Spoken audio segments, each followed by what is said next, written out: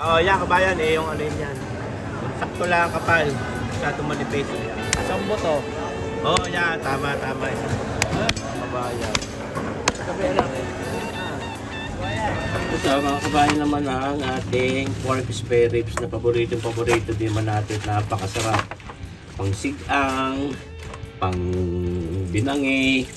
Naku, paborito ko ito. Napakasarap din, napakalambot ng laman.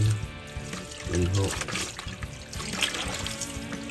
Atin itong titimplahan na pangbangi mga kabayan. No? Kahit naman hindi mismo binangi.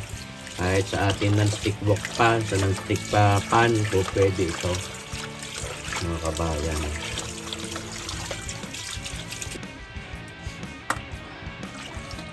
Yun lang itong hugasan ng mga dalawang beses mga kabayan. Hindi natin patitigisin natin.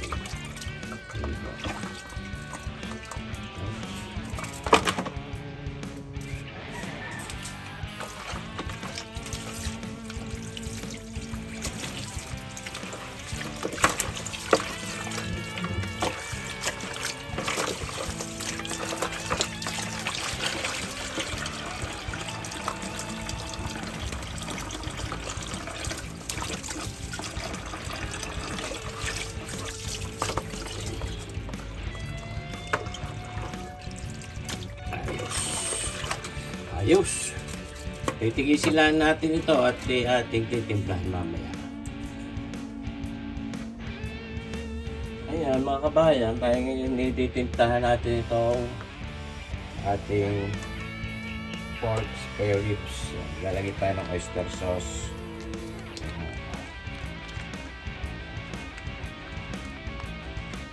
Ang dalawang kutsara oyster sauce. Ayan. Lagyan din natin ng Worcestershire sauce. Yan. Isang kutsara.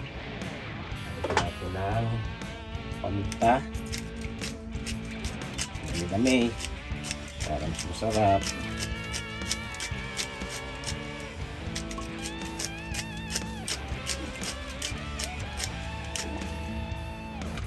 Ay.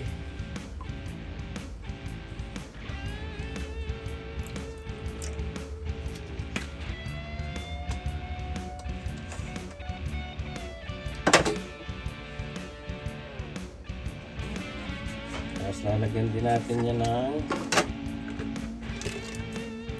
granulated garlic. Granulated.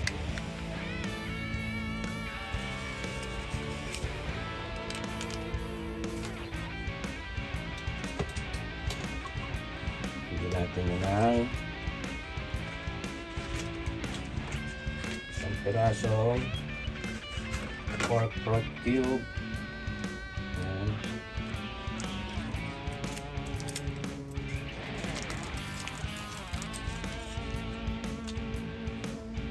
Tapos lalagyan natin siya ng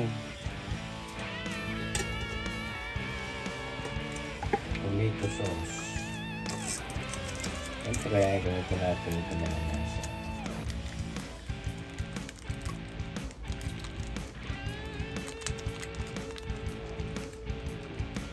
Sayang ito, hindi natin ginamit.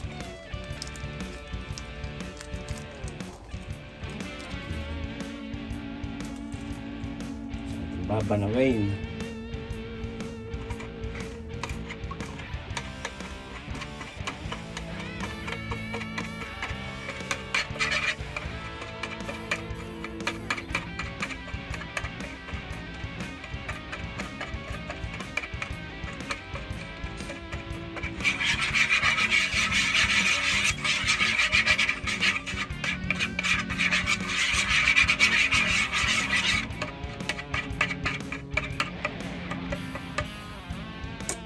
Din natin ang parikit na asukar.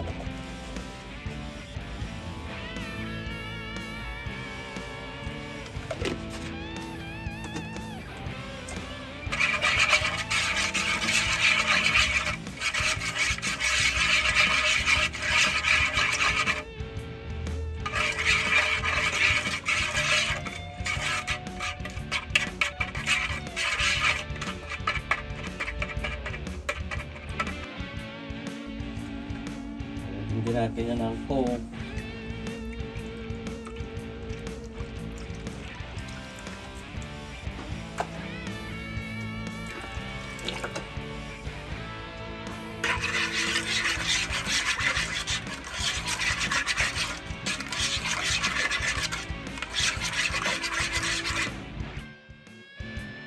Di ayan mga kabayan, ating i-marinate na yan. Nako, ay napakasarap niya eh. Overnight ang pagkakapagbabad natin yan eh.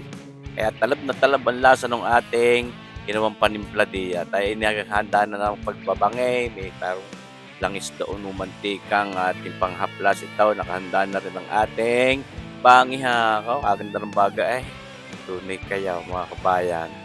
Kaya may napakasarap din talaga mga binangay. Katulad nung huli ko pinakita sa inyo, yung ating tulingan barbecue. Nako, ay napakasarap po. Kung hindi nyo pa napapanoorin, panoorin ninyo mga kabayan. Ay papanoorin na may napasipag ako ng pagbabangay ngayon. Ay sabi, maganda daw pagka mga binangay. Ayan ho. At less guilt daw. Ayun, sabi. Duda ko rin nga dahil natustos ang mga taba-taba niya at babawasan ng karikit ng kolesterol. Siya, tayo magbabangin na yan. Ihahaplas na natin dyan sa banghiyang iyan. Malinis naman po iyan. Stainless yan eh. Talaga naman bago naman gamitin eh. Nililinis din muna. Ayan. Kulay kayo mga kabayan. Parang pwede na eh. Ito namang napakasarap na rin naman ang lasa niyan. Lalo pagkakapagbabad natin. Ayan ho. Ayun lang. Pinagtulong ko na yung aking anak eh sa pagbabangay. Siyempre division of labor.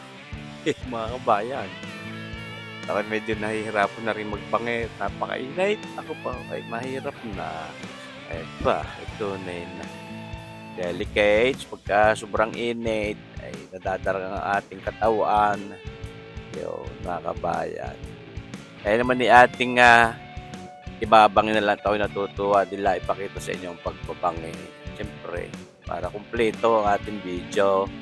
Yan o, nag-umpisa tayo sa pagbili, sa paghuhugas, sa pagtimpla, pagbababad at iyan, pagbabangin. Maya-maya, hindi sa tuloy, alam na kung saan mapapahaplas iyan. Abay, siyempre naman. May bisita, si kabayan. Siyempre, espesyal ang ating ihahaplas sa hapag ng barikan.